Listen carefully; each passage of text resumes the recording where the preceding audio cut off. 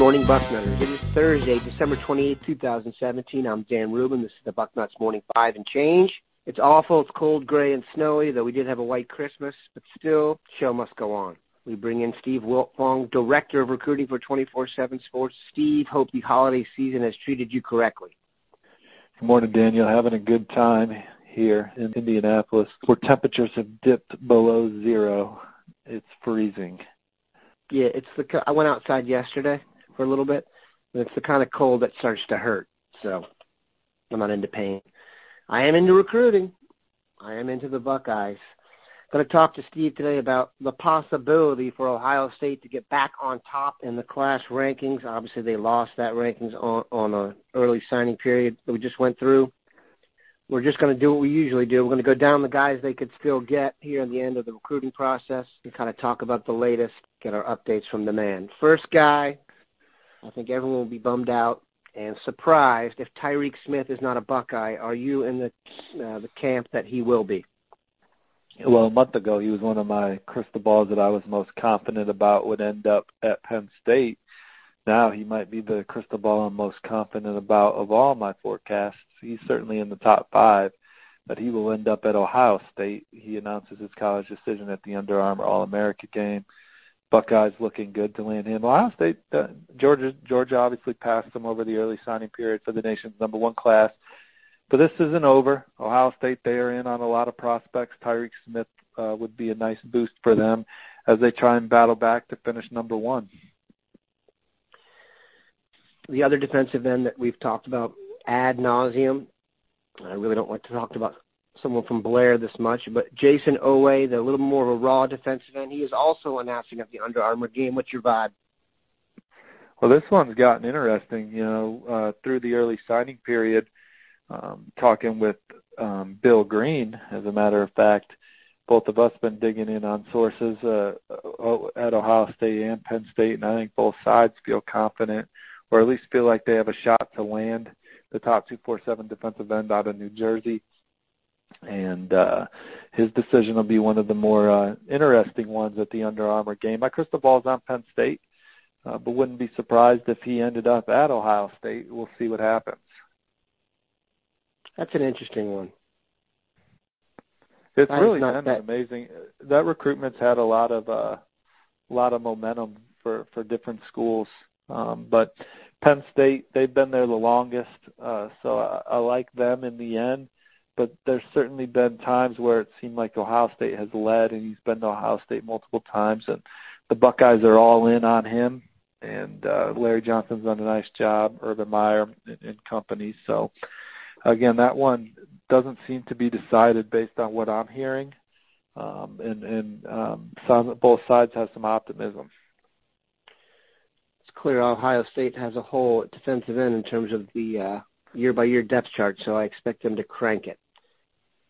Also an interesting recruitment because Blair is a boarding school and always new to football, so there's none of your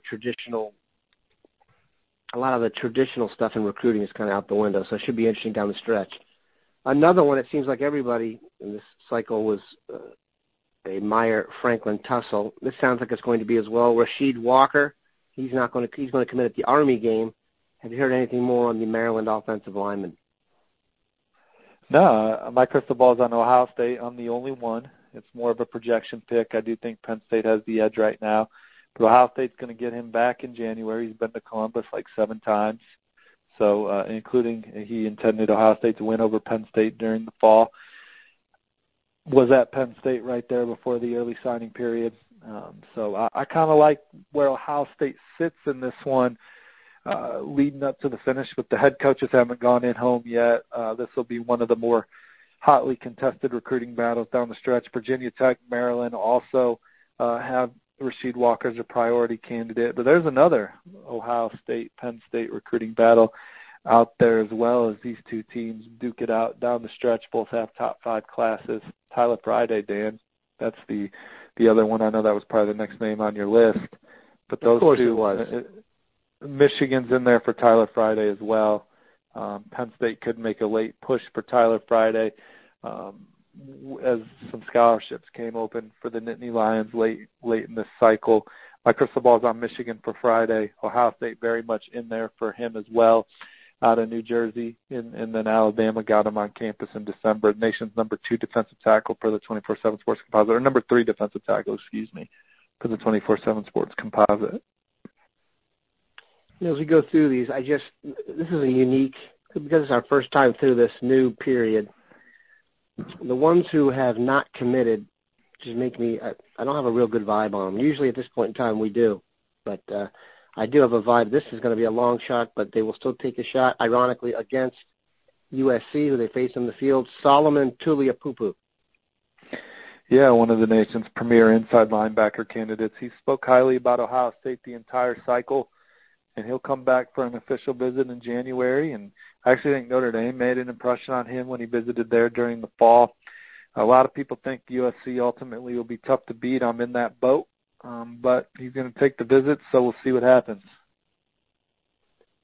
That's interesting. I can't see a guy from Cali coming to Ohio in January and choosing to stay. I'd actually like to go back with him, but I digress. Here's a name that we hear off and on. I have to say I don't have a ton of confidence in it, and Nicolas Petit-Frere. I just like to do the French accent. Well, there's so many schools that he's still keeping in touch with. I've been kind of pounding the pavement on him, and there's so many schools swinging at him, and they must be swinging at him for a reason. He's talking to them, so he's been keeping the lines of communication open with many schools. So there's 3 official visits left for Petit-Frere. He took one to Notre Dame, took one to Michigan during the fall. There's a lot of schools fighting for one of those 3 visits. I know there was some confidence in the fall that Ohio State would get one of those officials in January. I haven't followed up on that in a while. Obviously, Coach Schiano has a lot of ties to that high school.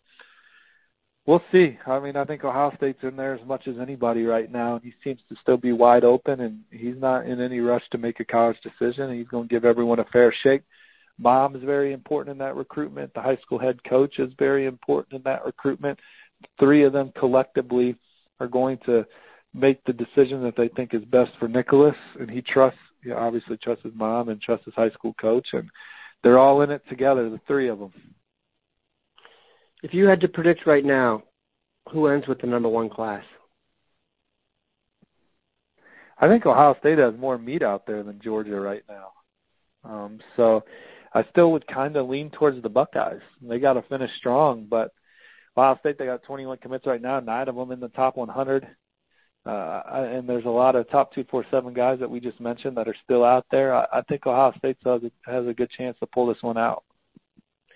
It's interesting. You would think on signing day that things went poorly for Ohio State based on some of the vibes. And one day. I know that, but it's just and let's be honest. It's the coaching staffs. They don't take the recruiting losses as hard as the fans do sometimes. They're on to the next one. Or as much as these recruits are ballyhooed and highly touted, the college coaches know their flaws as much as anyone. And there's not many no-brainer prospects in this 2018 class. When I look at Ohio State's class right now, I think Teron Vincent and Jeremy Rucker are for sure going to have great careers. In Columbus, Antoine Jackson. There's a lot of really good players and a lot of prospects you're excited about. But when you start talking in for sures, even the guys that Ohio State missed on signing day, I don't think there's anything for sure about those guys, even though that they're ballyhooed, So you only really lose sleep over the for sure guys. Yeah. Is Brenton Cox a for sure to you? So that wasn't on signing day. That was obviously I know that, but I'm asking. I think he's going to be. I think there's a chance that he's going to be really good. Obviously you have him ranked high, but you just look at Teron Vincent plays the game the correct way. He plays so damn hard. There's no way he's not an impact guy. Is he going to be a first rounder? Is he going to be the 13th pick in the NFL draft? I don't know, but I think that he's going to be really good. Jeremy Rucker at Ohio State, they don't got a guy like him. I don't see how he's not. He's got a chance to be a 3-and-done guy, in my opinion. I just think he's unique to the other tight ends in this class, and he's unique to what Ohio State has on their roster. it's a great class. So there's a lot of guys where you look at them, you're like, damn, man, those guys. I mean, Josh Proctor. I mean, seeing him at the opening and seeing what Ohio State's done in developing defensive backs, I'd put my money on it that he's going to be a great player. But the for sures in this class, in my opinion, are Vincent and Ruckert. Yeah, Ruckert has a chance to give them something they haven't had before. So that's cool. And, I mean, a couple of things they haven't had a dynamic special teams guy, and they haven't had a dynamic tight end in a while, someone who could really bring something new to the table, so that'd be very cool. And Ruckert is just, if you want to do something to pick up your holiday time here, go watch his tape. It is a man among boys. I can't believe there's been many tight ends who have had a day at the opening where they walked off the field and everyone thought they were the best player. So he's very special. I don't want people to think that doesn't mean I don't think a lot of these guys won't be great players. We're just talking in for sure right now. If you were putting your money on 2 or 3 guys that you know are going to come to Ohio State and not bust, be great players from this class, those are 2 right now that.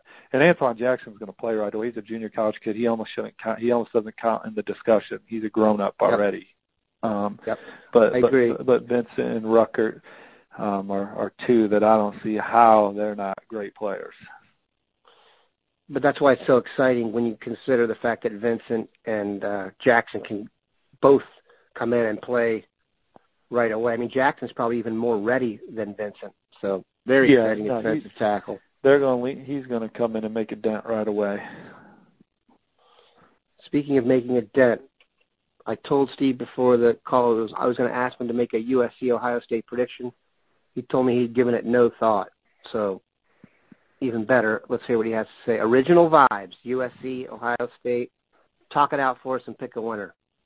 Well, I have seen both of these teams play a lot over the course of the season. And USC, they got a chance to really, really, really be explosive on offense. Obviously, they have Darnold. Ronald Jones, their tailback, is very exciting. Burnett and Bonds and Mitchell and those guys at receiver are really good. I think Ohio State's the better football team across the board. I think that I like the Buckeyes in this one. If Darnold doesn't turn it over, obviously you got yourself a ball game. You could say that about Barrett too. He didn't play well really in 2 games this year, but was good in the others. I'm gonna go with Ohio State. I think Ohio State wins this ball game. I think they're the better football team across the board. But this can be an exciting football game. We got some really good games leading up to the playoff. I'm looking forward to Wisconsin and Miami as well, and Notre Dame, LSU, and Penn State. The Penn State game will be an exciting one against Washington. Yeah, so we got some really good games leading up to these ball games. I'll take Ohio State while I'm on the hot seat here in that one. I'll take Ohio State 30-24, something like that.